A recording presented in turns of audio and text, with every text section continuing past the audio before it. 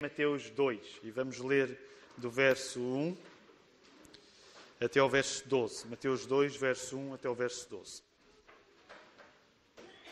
Diz assim a palavra do Senhor. Depois de Jesus ter nascido em Belém, da Judeia, no tempo do rei Herodes, vieram alguns magos do Oriente a Jerusalém perguntando: onde está o rei dos judeus recém-nascido? Vimos a sua estrela no Oriente e viemos adorá-lo. Ao saber disso, o rei Herodes perturbou-se e com ele toda a Jerusalém. Depois de convocar todos, os principais sacerdotes e os mestres do povo, perguntou-lhes onde deveria nascer o Cristo. E eles responderam: em Belém da Judeia, pois assim está escrito pelo profeta. E tu, Belém, terra de Judá, de modo nenhum és a menor entre as principais cidades de Judá, porque de ti sairá o guia que conduzirá o meu povo Israel. Então Herodes chamou secretamente os magos e procurou saber deles com precisão quando a estrela havia aparecido. E enviando-os a Belém, disse-lhes: ido e perguntai cuidadosamente sobre o menino, e quando o achardes, avisai-me, para que eu também vá adorá-lo. Depois de ouvirem o rei, partiram, e a estrela que tinham visto no Oriente foi adiante deles, até que parou sobre o lugar onde o menino estava. Ao verem a estrela, os magos ficaram extremamente alegres. Quando entraram na casa, viram o menino com Maria, sua mãe, e prostrando-se, o adoraram. Depois, abrindo os seus tesouros, ofereceram-lhe presentes: ouro, incenso e mirra. Sendo avisados em sonho para não voltar a Herodes, regressaram para a sua terra por outro caminho. E agora vamos ao encontro das palavras deste rei que foi visitado pelos magos. Mais tarde vamos manter-nos no mesmo Evangelho, vamos regressar ao nosso estudo do Sermão do Monte, que foi interrompido durante o período do Advento, e vamos até Mateus, capítulo 6 agora. Mateus, capítulo 6. Está connosco e não tem uma Bíblia, nós gostaríamos de lhe oferecer uma. Só precisa de levantar a sua mão nesta hora e fazemos-lhe chegar um exemplar da Bíblia. O texto que vamos estar a ler agora em Mateus 6 pode ser encontrado na página 500. Mateus 6. Aliás, na página 499, para quem estiver a usar esta tradução da Bíblia. Então, vamos ouvir agora as palavras do rei que foi visitado pelos magos quando ele pregava o seu Sermão do Monte. Mateus 6, capítulo 13. Jesus está a ensinar, no meio do Sermão do Monte, está a ensinar a oração do Pai Nosso. Mateus 6, verso 13. E diz assim: não nos deixes cair em tentação. Não nos deixes cair em tentação.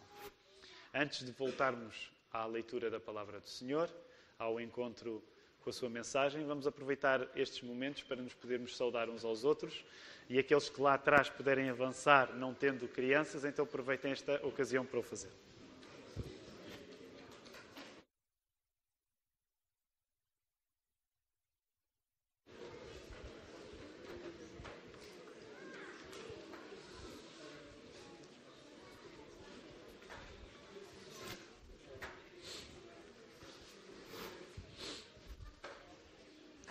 Ficámos há um mês a meio da oração do Pai Nosso. Vai fazer um ano desde que começámos a estudar o Sermão do Monte. Espero que esteja a ser um encontro com Deus através da sua palavra. Um hábito que ganhamos durante o estudo do Sermão do Monte tem sido a memorização do início do Sermão do Monte, as bem-aventuranças, e já nos dizemos há algum tempo, não é? Portanto, se calhar alguns de nós já estão um pouco enferrujados, mas eu gostava de desafiar todos a podermos recitar as bem-aventuranças. Aqueles que sabem, força, deem-lhe voz. Os que não sabem, reflitam sobre a recitação que nós vamos fazer e ponderem, então, poder memorizar a Palavra de Deus, porque decorar a Bíblia é colocar a Palavra de Deus no nosso coração. Vamos, então, dizer as bem-aventuranças vendo Jesus as multidões, subiu ao monte. E como se assentasse, aproximaram-se os seus discípulos. E ele passou a ensiná-los, dizendo: Bem-aventurados os humildes de espírito, porque deles é o reino dos céus. Bem-aventurados os que choram, porque serão consolados. Bem-aventurados os mansos, porque herdarão a terra. Bem-aventurados que têm fome e sede de justiça, porque serão fartos. Bem-aventurados os misericordiosos, porque alcançarão misericórdia. Bem-aventurados os limpos de coração, porque verão a Deus.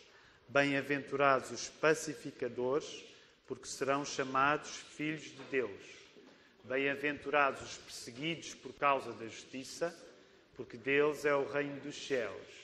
Bem-aventurados sois, quando por minha causa vos injuriarem e vos perseguirem, e mentindo disserem todo o mal contra vós. Regozijai-vos e exultai, porque é grande o vosso galardão nos céus, pois assim perseguiram os profetas que viveram antes de vós. Devemos reconhecer que foi mais meiguinho. Sinal de que provavelmente alguns de nós não diziam há algum tempo. Então não esqueçam. O desafio, quando nós memorizamos a palavra, é não só dizê-la na igreja. É bonito ouvi-la recitada na igreja, mas durante o dia, recite estas palavras, coloque a palavra no seu coração, vá dizendo durante a semana, para que na próxima semana esta recitação possa ser ainda mais vigorosa do que foi agora. Como vos falava, há um mês nós ficámos a meio do estudo do Sermão do Monte e na oração do Pai Nosso, na sexta petição que nós já lemos, não nos deixe cair em tentação, e na altura partilhei convosco que planeava partilhar convosco pelo menos 2 sermões a partir só desta sexta petição, desta sexta coisa que é pedida na oração do Pai Nosso. Não nos deixe cair em tentação. Não sei se se recordam do primeiro sermão, hoje planeio pregar o segundo, sobre esta sexta petição, mas o primeiro sermão explorou a nossa exposição à tentação, nós somos expostos à tentação, como uma oportunidade de reconhecermos que Deus nos ama como um Pai. Então, há mais de um mês, preguei-vos a palavra tentando encorajar todos, a partir daquilo que a Bíblia diz, de que o facto de Deus permitir que nós sejamos tentados, não é Deus que nos tenta, é Satanás, mas o facto de Deus permitir que nós sejamos tentados não invalida o amor que Deus nos tem como um Pai. Pelo contrário, nós descobrimos, provavelmente de uma maneira mais clara, que Deus nos ama como um Pai quando passamos pela tentação. Claro que isto não significa que desejamos a tentação, até porque Jesus nos está a pedir que nós possamos pedir ao Pai que nos livre da tentação. Mas o facto de Deus permitir que nós passemos por tentações não significa que Ele não nos ama. Pelo contrário, Ele ama-nos como um Pai. E por isso, aquele sermão explorou isso. A nossa exposição à tentação como uma oportunidade de reconhecermos que Deus nos ama como um Pai. Hoje, num segundo sermão sobre esta sexta petição do Pai Nosso, gostaria de explorar o facto de nós sermos expostos à tentação como algo que nos mostra que não nos conhecemos a nós próprios assim tão bem. O meu objetivo hoje é, ao pregar-vos a palavra de Deus, apresentar-vos a possibilidade da tentação, porque caímos e atravessamos tentações, e o facto de atravessarmos tentações mostra-nos que não nos conhecemos a nós próprios assim tão bem. Resumindo muito, um aspecto fundamental do primeiro sermão, de há mais de um mês, nós vimos que o objetivo da existência de tentações na nossa vida é resistindo-lhes através de confiarmos em Deus, obedecendo a Deus. Portanto, o objetivo da tentação é resistindo à tentação, confiando em Deus, obedecendo àquilo que Ele nos pede, o encararmos como um Pai que nos ama. Vou voltar a repetir. O objetivo da existência de tentações na nossa vida é resistindo-lhes através de confiarmos em Deus, obedecendo-lhe, o encararmos como um Pai que nos ama. E Deus é um Pai que nos expõe a dificuldades para nos ensinar a confiar nele. Deus é um Pai que permite que nós possamos viver coisas más, para que nessas coisas más nós possamos confiar nele. E é óbvio que este é um processo duro. Mas é um processo que nos ensina que o amor a sério é aquilo que se vê quando o mal pode acontecer. O amor a sério é aquilo que se vê quando o mal pode acontecer. E não quando o mal não pode acontecer. E eu não vou voltar às minúcias filosóficas do sermão de há mais de um mês, mas lembram-se, uma das coisas que chegávamos à conclusão, lembrando aquela frase de Agostinho, é que está mais de acordo com a natureza de Deus. Deus tirar um bom resultado do mal existir, do que Deus não permitir que o mal exista. Está mais de acordo com Deus. Deus dar-nos a oportunidade de nós podermos pecar e nessa oportunidade nós confiarmos nele e aprendermos que ele nos ama, do que Deus não permitir que o mal exista. E isto não resolve todas as perguntas que nós temos acerca da existência do mal. Teologicamente falando, as questões da teodiceia. Certamente que tu terás dúvidas acerca de porque é que Deus permite que o mal exista. Eu também não tenho essa resposta completamente respondida, porque deixa-me dizer-te, nem a Bíblia se preocupa em respondê-la propriamente assim. Mas uma das coisas que a Bíblia nos dá segurança, e eu gostaria que vocês sentissem essa segurança, pelo menos um bocadinho como eu sinto também, e mais ainda do que eu sinto, é que o facto de Deus permitir que o mal exista não é para a nossa maldição, mas é para a nossa bênção. Porque quando nós confiamos em Deus no meio do mal, nós sabemos melhor ainda que Deus nos ama. Quando tu confias em Deus no meio da dificuldade, tu sabes melhor ainda que Deus te ama do que quando tu confias em Deus na ausência da dificuldade. Alguém acredita no que eu estou a dizer? Já alguém chegou à conclusão, no meio da dificuldade, que Deus o ama? Quando chegou a essa conclusão não foi muito mais firme do que a conclusão que tinha chegado quando não estava no meio das dificuldades? Claro que isso não nos faz andar à procura de dificuldades para termos mais certeza que Deus nos ama, mas é um consolo inexplicável. Nós sabemos que Jesus está connosco quando atravessamos dificuldades. Hoje o meu plano é compreendermos que esta existência de tentações na nossa vida nos dá uma oportunidade não só de conhecer Deus melhor como nosso Pai, como Deus que nos ama, como também de admitir que nós não nos conhecemos assim tão bem como julgamos. Então, este é o plano. Se por um lado a existência de tentações na nossa vida nos permite saber que Deus nos ama como Pai e nessa medida a existência de tentações na nossa vida permite que nós conheçamos Deus melhor como um Pai amoroso, por outro lado, a existência de tentações na nossa vida também permite que nós nos conheçamos melhor do que julgávamos. Deixem-me voltar a citar Agostinho. Nós amamos muito Agostinho, não é? Era um homem extraordinário. Agostinho, falando sobre esta parte da oração do Pai Nosso, falando sobre o não nos deixe cair em tentação, que estamos a estudar, Agostinho dizia que a liberdade que nos é dada funciona como um teste que Deus nos faz para nós sabermos o que realmente valemos. Ou seja, a liberdade que Deus nos dá ao permitir que nós possamos ser tentados, tentação que não nasce com Ele, que vem de Satanás, mas Deus permite que Satanás possa tentar-nos. Deus, ao permitir que Satanás nos possa tentar, cria uma circunstância de teste para nós sabermos aquilo que realmente valemos. Nós, ao sermos tentados, e ao termos um resultado saído dessa tentação, temos de lidar com um conhecimento acerca de nós mesmos que pode tornar-se uma surpresa. Na Bíblia, a existência de tentações serve também para revelar uma realidade acerca da pessoa que até aí ela não tinha sobre si mesma. Quando tu lês a Bíblia, percebes que as tentações muitas vezes servem como um espelho que as pessoas ganharam sobre si próprias, que até serem tentadas elas nunca se tinham visto assim tão nitidamente.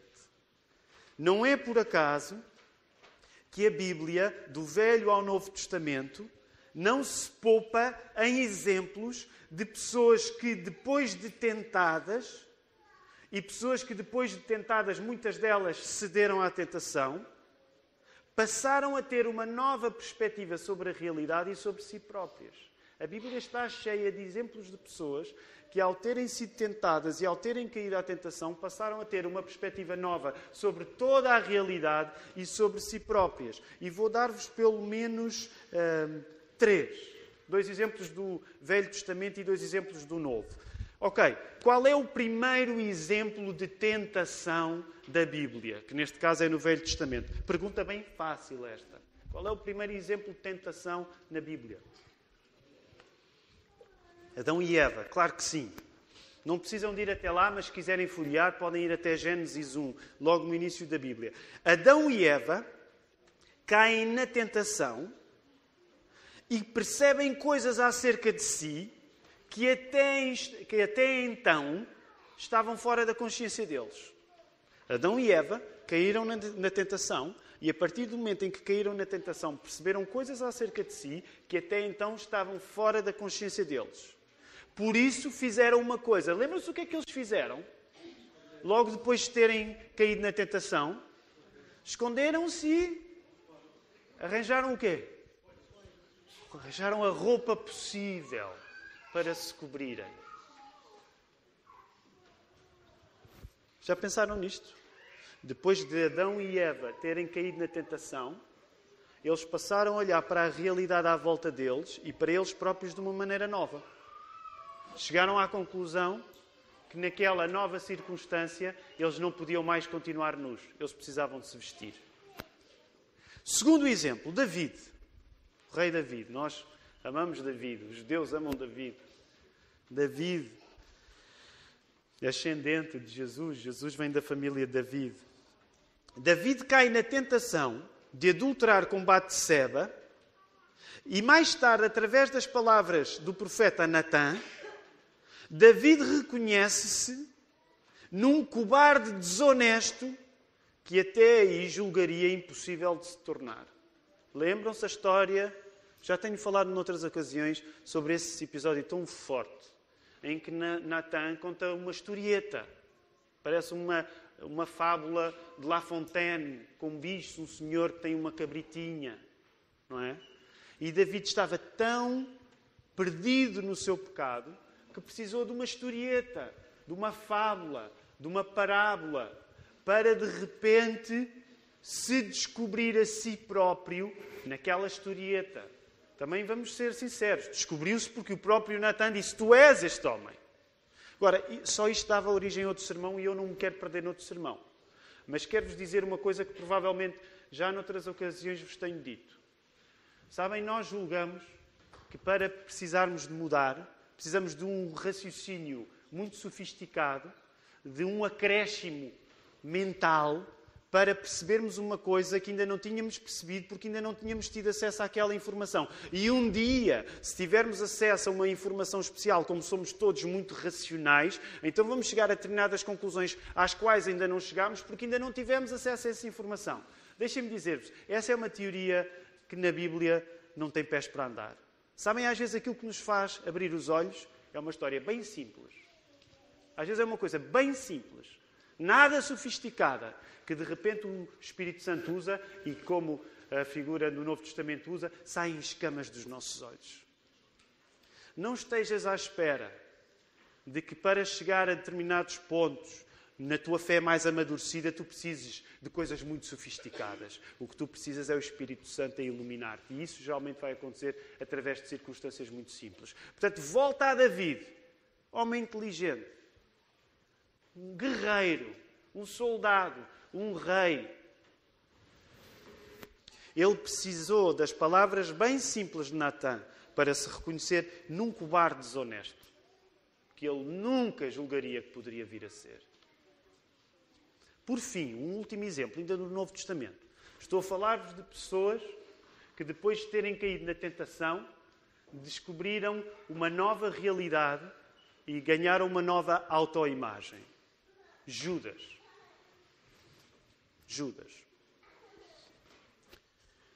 Judas cai na tentação de vender Jesus e diante de uma nova identidade em que ele agora é traidor, e é uma identidade que se tornou clara para ele, de uma maneira, ele sente-se tão traidor, tão angustiado nessa condição de traição, que nem sequer ficou com o dinheiro, que era o lucro que ele ia sacar de vender Jesus. Então reparem, Judas cai na traição e quando cai na tentação que o levou a trair Jesus, Judas cai na tentação, ele ganha uma nova identidade acerca de si, em que ele se apercebe, eu sou um traidor. Okay? E o que é que ele faz com essa nova, agora como se diz, essa nova realização acerca de si mesmo? O que é que ele faz com essa nova compreensão acerca de si mesmo? Ele atinge um ponto de angústia tal que ele se mata.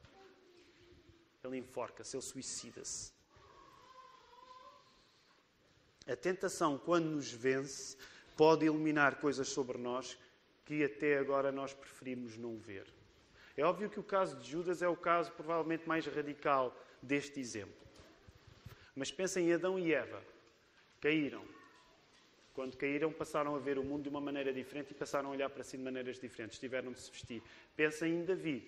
Caiu em tentação, adulterou com Batseba. Quando, a pretexto das palavras de Natã, caiu em si, descobriu-se um cobarde desonesto, que tinha feito até aquela coisa vil. Arranjou maneira do marido de Batseba, Urias, morrer na batalha. Tornou-se um cobarde e reconheceu que ele era um cobarde. E declarou, eu pequei contra ti, Senhor.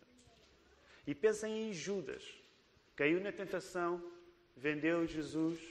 E quando vende Jesus, ele apercebe-se que é um traidor. De uma maneira que a percepção da realidade muda ao ponto que ele diz, não vale a pena eu viver mais. Estou condenado. E suicidou-se. O objetivo de Deus permitir que nós possamos pecar não é a vontade de Deus de nós pecarmos, ok? Reparem na diferença. O objetivo de Deus permitir que nós possamos pecar, cedendo nós à tentação, é também mostrar-nos coisas acerca de nós que geralmente estão ocultas, dormentes diante de circunstâncias que são comuns e favoráveis.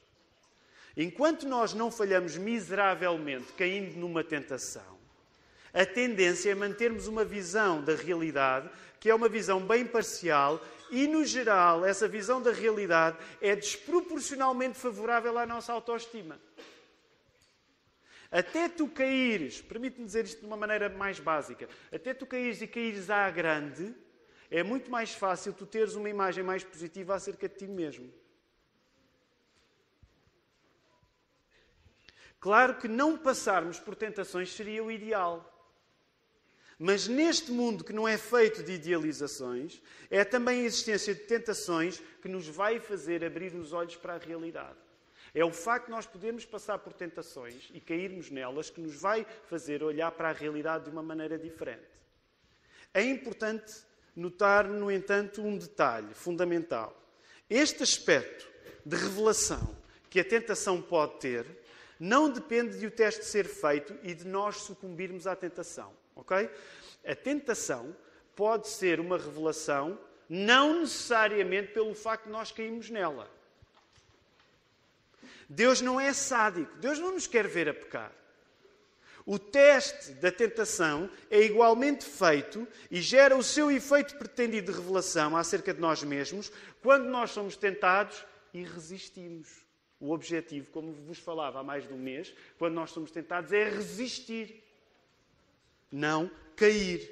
Ou seja, há a revelação acerca de quem nós somos, quando ao sermos tentados nós caímos, mas é preferível que haja revelação acerca de quem nós somos, quando ao sermos tentados não caímos porque confiamos em Deus.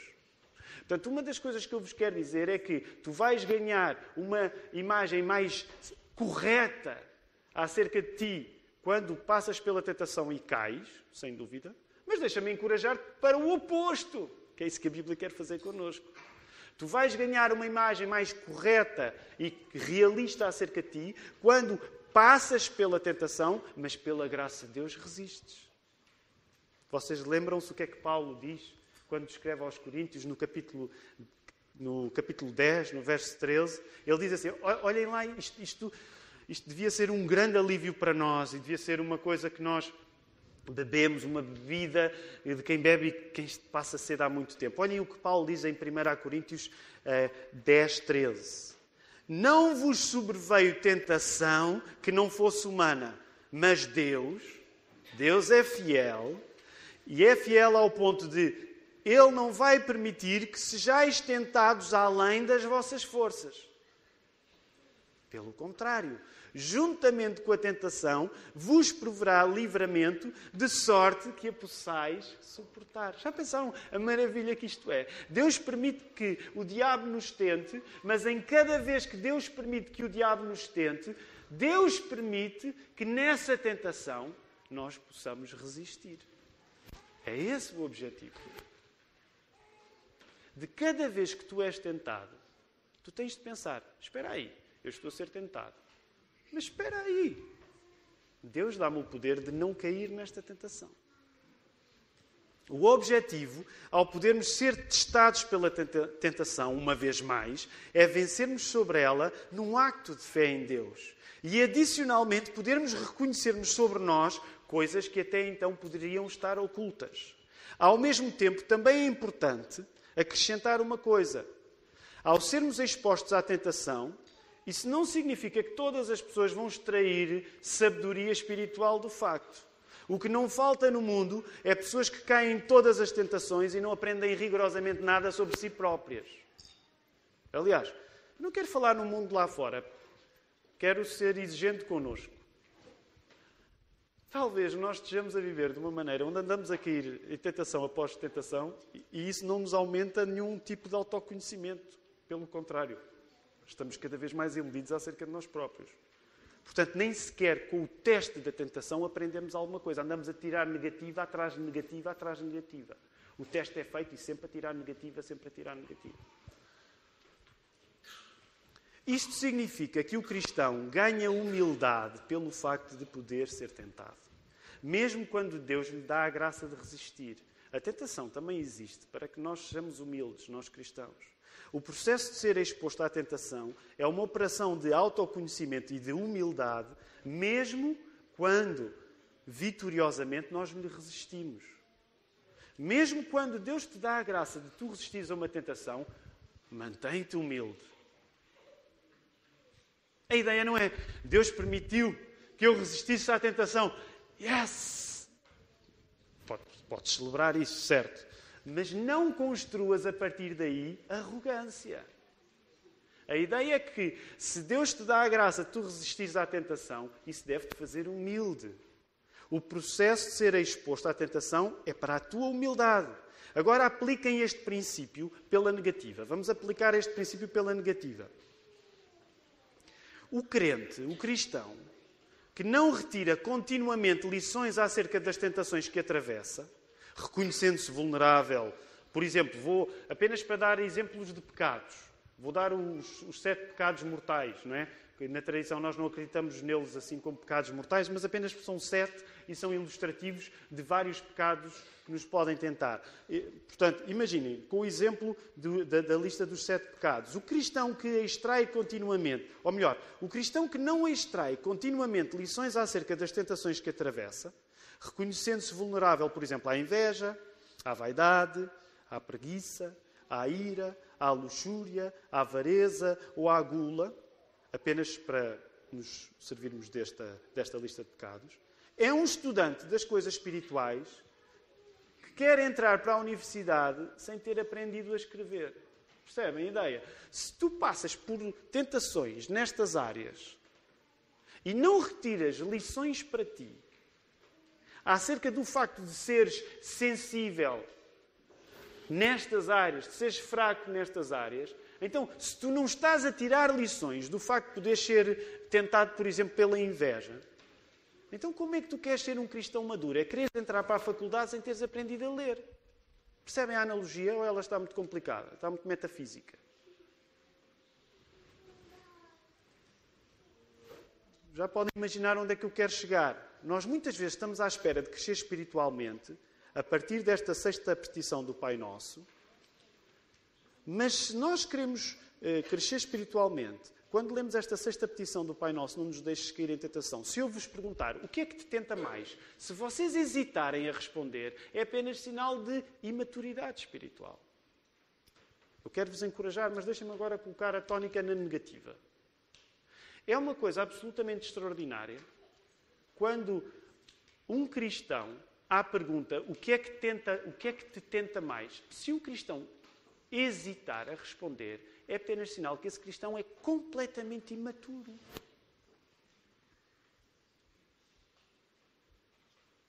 Porque tem passado ao longo da vida por tantas tentações e não tem aprendido nada com elas.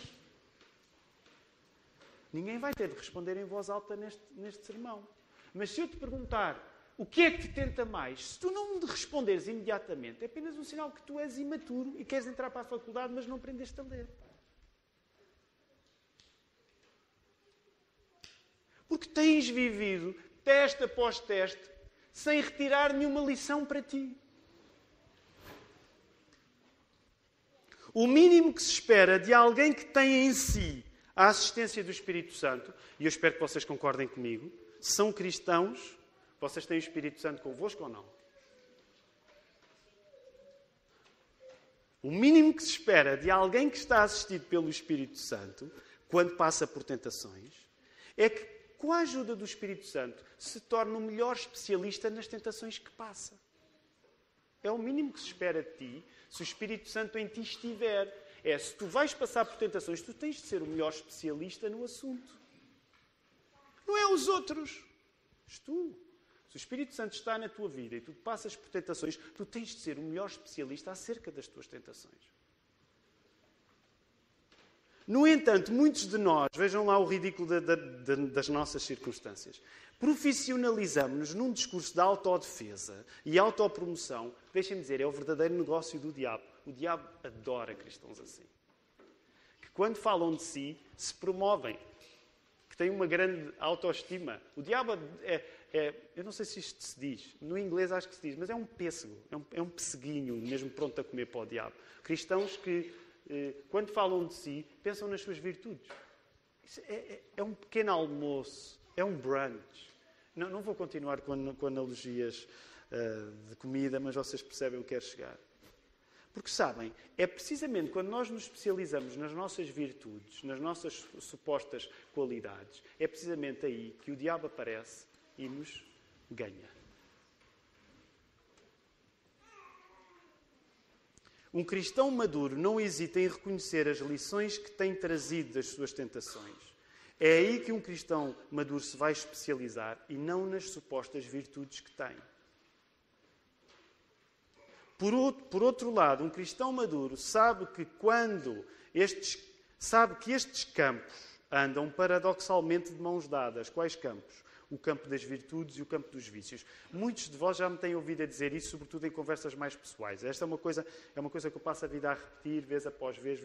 E deixem-me, iluminado pela palavra de Deus, voltar a bater nesta tecla. É nas nossas supostas virtudes onde, geralmente, a nossa autoestima nos faz baixar a defesa. Se tu queres saber quais são os teus pontos fracos, percebe os teus pontos fortes. Porquê? Porque, geralmente, é nos pontos fortes que nós, como tiramos bons resultados dos nossos pontos fortes, a nossa tendência é passar a confiar em nós, na nossa experiência, e tirar bons resultados dos nossos pontos fortes. Onde é que julgas que o diabo te vai tentar? É precisamente aí. O teu ponto forte é o teu ponto fraco. O diabo vai-te tentar precisamente nas áreas onde tu tens tido sucesso. O diabo vai tentar nas áreas onde tu te consideras forte. Não te vai tentar nas áreas onde tu te consideras fraco. Claro que isto está a ficar um bocado paradoxal, porque vamos chegar à conclusão de que naquilo que nós julgamos que somos fortes, na prática é aquilo onde somos igualmente fracos. Agora repare. Lembram-se dos exemplos que eu dei, Adão e Eva, David e Judas. Vamos lá. Vamos rapidamente, uma análise psicológica bem rápida. Adão e Eva.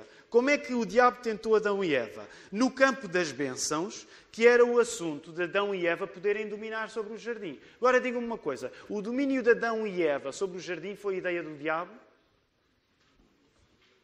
Vamos lá. 2019 chegou. O domínio de Adão e Eva sobre o jardim foi ideia do diabo? Foi ideia de quem? Foi ideia de Deus. O que é que o diabo fez? Ele inventou uma ideia nova. Ele criou uma maldição. Olha, quero-vos vender uma maldição porque é muito melhor ser maldito do que ser bendito. Foi isso que o diabo fez? Não. O diabo pegou na boa ideia que é Adão e Eva dominarem sobre o jardim e foi lá e disse, olha, sabem que a maneira de vocês dominarem melhor sobre isto, sabem que a maneira de vocês estarem bem na vida não é bem a maneira que Deus vos disse, de não poderem comer aquele fruto.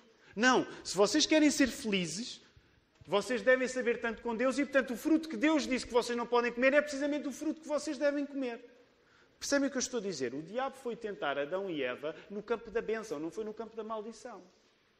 O diabo não ganha nada na nossa vida quando chega ao Tiago, tenho uma ideia fantástica que vai destruir a tua existência. E a partir daí eu caio. Ele não faz isso comigo e não vai fazer contigo. Portanto, o diabo foi ao campo da bênção de Adão e Eva e distorceu um bocadinho e a partir dessa distorção ele tenta Adão e Eva com uma coisa que lhes parece melhor ainda. Pensem em David. O caso de David é paradigmático. Como é que David é descrito na Bíblia? Um homem como? Sabem qual é o problema de homens segundo o coração de Deus?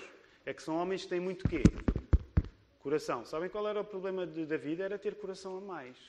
E por isso é que quando ele viu Batseba a tomar banho, ele teve coração a mais. Porque ele era um homem com um grande coração. Agora repara, como é que Satanás tentou David? No campo das bênçãos, de alguém, David, que era uma personalidade emocionalmente sensível, que era descrito segundo o coração de Deus. Percebem? O campo do coração era o campo forte de David. Um homem segundo o coração de Deus. Onde é que o diabo foi tentar? Precisamente no relacionamento com os outros. Agora repara, aplica isto à tua vida. Se tu és uma pessoa de relacionamentos, cuidado, é aí que tu vais cometer os maiores erros. Nós às vezes gostamos de pavonear, eu sou uma pessoa de relacionamentos. Cuidado, então cuidado com os relacionamentos que vais estabelecer. Eu sou uma pessoa que tem muita facilidade em amar outros. Cuidado com a maneira como vais amar outros. David era um homem segundo o coração de Deus. Percebem? O diabo chega a áreas onde nós somos fortes, distorce-as um bocadinho e quando nós damos por nós, julgando que era uma força, já fizemos a maior asneira da nossa vida. Foi isso que David aconteceu. Judas, para terminar, terminar este exemplo. Como é que Judas foi tentado? Como é que Judas foi tentado? Como é que Satanás tentou Judas? No campo das bênçãos, que era Judas ser um homem de... Era um homem de quê? Judas era um homem de quê? Era um homem de dinheiro. De uma maneira tal que a bolsa dos discípulos estava confiada a quem? A Mateus? A Levi? Ele também era um homem de dinheiro. Não, estavam confiados a Judas. Porquê? Porque era um dom que Judas tinha. Sabem aqueles gestores que estão sempre a arranjar a maneira de poupar mais um bocadinho? Por isso é que naquele episódio, com o Simão leproso, a mulher que se prostra e que esbanja aquele perfume todo em Jesus, o que é que temos? Temos lá, eu agora ia dizer o exemplo de uma ministra portuguesa, mas isso não faz sentido, não seria cristão da minha parte. Mas aqueles ministros a favor da poupança, não é? Então Judas, que desperdício, isto podia dar-se aos pobres. Essa era a área onde Judas era bom. Tanto assim era que quando ele viu que o caminho de Jesus... Espera aí que este Jesus está-me... Permita-me o português, eu não quero ofender ninguém. Este Jesus está-me a fintar. Então eu estou a segui-lo há 3 anos e ele agora está a dizer que vai morrer. O que é que Judas era bom? A tirar lucro das situações, certo? Judas é um gestor incrível. Porque ele, do maior desastre, ele conseguiu sacar lucro para si. Era um dom que ele tinha. Satanás atacou Judas num lugar onde ele era bom. Que é, Judas, olha, isto vai tudo para água abaixo. Mas vamos aqui arranjar uma maneira de, no maior desastre, tu ainda saíres a ganhar. Porque tu és um bom gestor de circunstâncias. E Judas, tentado por Satanás, numa área de bênção que era ser um bom gestor, arranjou a maneira de sacar 30 moedas. Claro, quando se apercebeu o que era, já nem as quis usar. Mas percebem, Satanás vai nos tentar nas áreas onde nós somos bons. Por isso, as áreas onde nós somos bons são as áreas onde nós somos maus. As áreas onde nós somos fracos. E eu quero terminar com um exercício prático. Baseado nesta ideia. Um cristão maduro pega nos seus pontos fortes e sabe que encontrou também os seus pontos fracos. Se tu ainda estás a leste em relação ao mapa das tuas tentações, começa a pensar nos teus pontos fortes. Ok? Eu quero sugerir um exercício de 5 passos. Toma nota aí onde quer que seja, mas toma nota. Se tens papel, escreve no papel. É o primeiro sermão de 2019. Eu gostaria que nós, enquanto igreja, agíssemos com maturidade diante da tentação. E não levem a mal dizer desta maneira, mas continuamos a ser cristãos imaturos diante da tentação. As pessoas perguntam-te qual é a tua maior tentação, quais são os pecados onde tu erras mais. Se tu demoras a responder isso, acredita, tu és imaturo. Tu não és de confiança espiritualmente. Desculpa dizer desta maneira. Mas se tu és um cristão que quando alguém te pergunta qual é a tua fraqueza, tu demoras a responder, tu és um bebé na fé. Tu ainda não tens dentinhos para comer.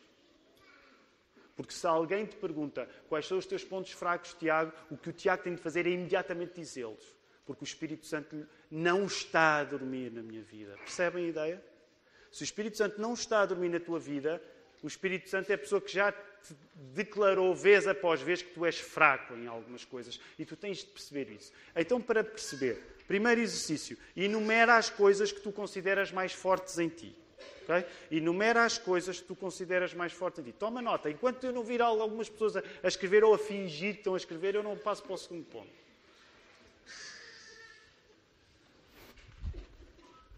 E agora não me venham com meditação budista. Eu tenho um cérebro, isto capta tudo. Toma nota. Ok? Toma nota aí.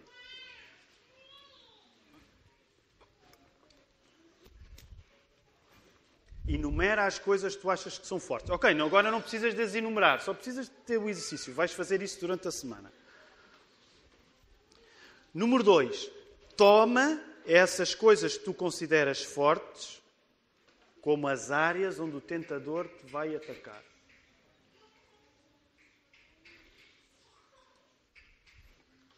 Toma essas coisas como tu consideras mais fortes em ti como as áreas onde o tentador te vai atacar. Terceiro, arrepende-te do pecado em que já tens caído quando tomas essas características fortes em ti como uma propriedade tua e não como um empréstimo do Senhor. Vou voltar a repetir. Arrepende-te do pecado em que já tens caído quando tomas essas características fortes em ti como uma propriedade tua e não como um empréstimo do Senhor. Para aqueles que são bons a gerir, não tomes isso como uma característica tua. Foi Deus que te emprestou isso. Para aqueles que são bons a lidar com pessoas, não tomes isso como uma característica tua. Foi Deus que te emprestou essa qualidade. Para aqueles que são corajosos, não tomes a coragem como uma característica tua. Foi Deus que te permitiu seres corajoso. E por aí em diante. Quarto, lista essas tuas áreas fortes, que são áreas fracas, e ora diariamente por elas. Para que Deus não te deixe cair em tentação. O que eu te quero sugerir em 2019 é que tu, sério, eu sei que é muito ambicioso, os primeiros sermões do ano são sempre muito ambiciosos, mas o que eu te quero sugerir em 2019 é que tu diariamente ores, de todos os dias, ores pelas áreas onde tu és fraco. Todos os dias, sem falhar. Senhor, eu sou fraco nisto, não me deixes cair em tentação. Eu vou dar o meu exemplo, alguns já ouviram. Eu, por exemplo, uso essa lista dos 7 pecados mortais, não porque acredito que eles sejam mortais, como a Igreja Católica Romana acredita, mas porque eu me consigo identificar. E o que pontuo mais na minha vida, infelizmente, é o da inveja. Eu sou uma pessoa muito invejosa. Okay? Não há dia que eu não peça a Deus que Ele me ajude a não cair na tentação da inveja. Que eu, quando vejo os outros a terem sucesso, eu sou mau. Eu sou daquelas pessoas que precisam mesmo de um Salvador. Então, isto não é uma coisa... eu antigamente era assim, mas depois aceitei Jesus. Não. Todos os dias eu tenho de lutar contra isto, que é ver coisas nos outros que eu digo. Eu também gostava de ter aquilo. Okay? Todos os dias eu peço a Deus que me faça ser menos invejoso.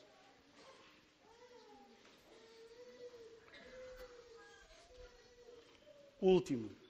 Toma essa exposição à possibilidade do mal como um jogo para ganhar e não como um jogo para perder. Dependendo tu do Espírito Santo. Okay? Toma essa exposição à possibilidade do mal te acontecer, não como um jogo em que tu vais perder, mas como um jogo em que tu vais ganhar. E pede ao Espírito Santo que te faça ganhar. Senhor, eu reconheço a minha fraqueza ao pecado X, ao pecado Y. Ajuda-me neste dia a ganhar. Ajuda-me a ganhar na força do Espírito Santo. Que Deus possa, a partir do reconhecimento das tentações em que mais caímos, dar-nos uma visão mais realista de quem nós somos, para que confiemos mais em Deus como um Pai que nos quer valer. Faz este exercício para que no fim tu digas assim: eu preciso de um Pai, dia a dia, em todos os momentos da minha vida. E esse Pai não me deixa, apesar do meu pecado. Ele ama-me. Que o Senhor nos ajude.